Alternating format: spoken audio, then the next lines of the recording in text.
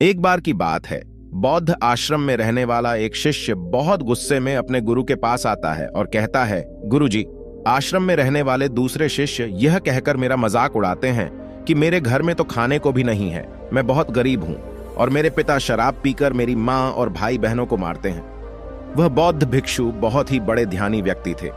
उन्होंने उसी से की बात सुनी और उसे पूछा, तुम्हारे सहपाठियों को यह बात कैसे पता चली कि तुम बहुत ही गरीब हो और तुम्हारे पिता मदिरापान करते हैं? शिष्य ने कहा, असल में गुरुजी, अपने मित्रों से सहानुभूति मिलने की उम्मीद में मैंने खुद ही यह बातें उन्हें बताई थीं।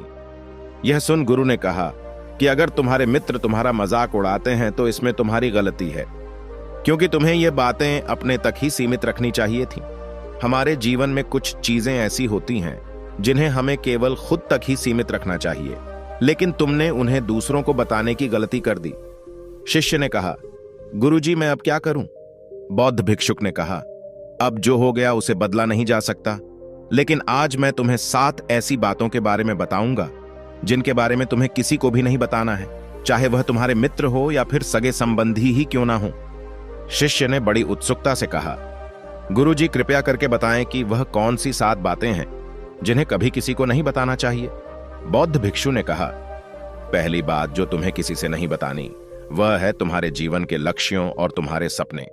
हम अक्सर लोगों की नजरों में बड़ा बनने और यह दिखाने के लिए कि हम कितनी दूर की सोच रखते हैं, हम अपने लक्ष्य और जीवन के सपने लोगों के सामने रख देते हैं। हालांकि बात गलत नहीं है, लेकिन जब हम ऐसा करते हैं तो हमारे अंदर एक संतुष्टि का भाव आ जाता है, जिससे अब हमारे अंदर अपने लक्ष्य के प्रति जुनून और समर्पण नहीं रह जाता। यदि आप लोगों से अपने लक्ष्य और सपने बता देते हैं तो इस बात की संभावना बढ़ जाती है कि अपने लक्ष्य को हासिल करने से चूक जाएंगे, क्योंकि आपने अपने सपने लोगों को बता दिए हैं तो उनकी उम्मीदें से बढ़ जाती है।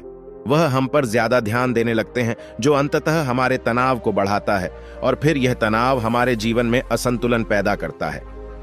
आगे गुरु ने कहा, दूसरी चीज जिसके बारे में तुम्हें किसी से बात नहीं करनी है, तुम्हारे जीवन की समस्याएं, जीवन की परेशानियां। दूसरे लोगों को अपने जीवन की परेशानियां बताना असल में अपने लिए एक परेशानी खड़ी करने जैसा ही है। हालांकि जब हम किसी से अपनी परेशानी साझा करते हैं तो उस समय हमें थोड़ा हल्का महसूस होता है और अंदर से थोड़ा दुख भी कम होता है, लेकिन ज्यादातर लोग हमारी परेशानियां कम नहीं करते बल्कि और नई परेशानियां खड़ी कर देते हैं। हम जितने लोगों के साथ अपनी परेशानियां साझा करते हैं उसमें से 20% लोगों को उसे कोई फर्क नहीं पड़ता। 70% लोगों को यह जानकर खुशी होती है कि हमारे जीवन में परेशानियां, और केवल 10% लोग ही ऐसे होते हैं जो सच में हमारी परेशानियों की परवाह करते हैं। इसलिए किसी को भी अपने जीवन की समस्याएं बताने से पहले कई बार सोच लो। आगे गुरु ने कहा, तीसरी बात जो तुम्हें किसी से साझा नहीं करनी है, तुम्हारी पीड़ा और तुम्हारी समस्याएं। हर परिवार में कुछ समस्याएं होती हैं और हर परिवार का अपना एक काम करने का तरीका भी होता है। चाहे आपके पारिवारिक संबंध कैसे भी हों, प्यार वाले या नफरत वाले, आपको इन संबंधों और आपसी तनाव के बारे में किसी बाहरी इंसान से बात नहीं करनी है, क्योंकि बाहरी इंसान आपकी इस पारिवारिक फूट का पूरा फायदा उठाने की भी कोशिश कर सकते हैं। इसलिए आपको अपने परिवार वालों के साथ बैठकर ही खुद अपनी समस्याओं का समाधान खोजने की कोशिश करनी चाहिए। दोस्तों, इसके अलावा जब हम अपनी या अपने परिवार की समस्याएं लोगों के सामने बताते हैं तो हम एक कमजोर इंसान के रूप में दिखते हैं। हम हीन दिन दुखी प्रतीत होते हैं। आगे गुरु ने कहा, चौथी बात, लोगों से इस चीज के बारे में कभी बात मत करो कि तुम किन किन चीजों के मालिक हो और तुम्हारे पास क्या क्या है। एक बात हमेशा याद रखना, जब तुम लोगों के सामने अपनी चीजों के बारे में जो डींग हाँकना शुरू कर देते हो तो लोग बहुत ही आसानी से इसे गलत मतलब निकाल लेते हैं। हो सकता है कि तुम अपनी बातों से किसी को नीचा नहीं दिखाना चाहते हो, तभी उन्हें बता रहे हो कि तुम्हारे पास क्या क्या है, लेकिन फिर भी लोग तुम्हारी बातों को गलत तरीके से ले सकते हैं। अक्सर जब हम अपने बारे में बड़ी बड़ी बातें करना शुरू कर देते हैं तो इससे सामने वाले के अहम को चोट लगती है। उन्हें ऐसा लगता है कि हम उन्हें छोटा महसूस करवा रहे हैं, और कोई भी इंसान खुद को किसी के सामने कमजोर और छोटा होता हुआ नहीं देख सकता।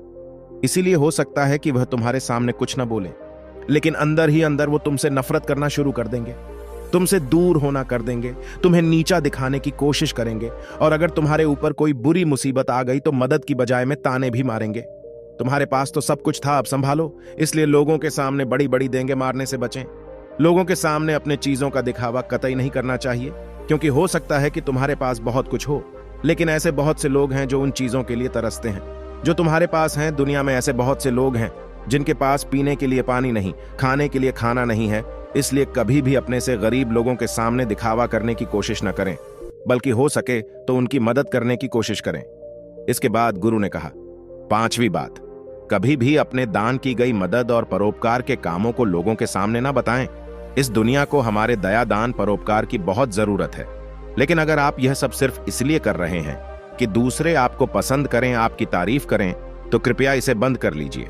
आपको लोगों की मदद करनी है क्योंकि यह आपको अंदर से शांति और संतुष्टि देता है, न कि इसलिए कि समाज आपकी तारीफ करें।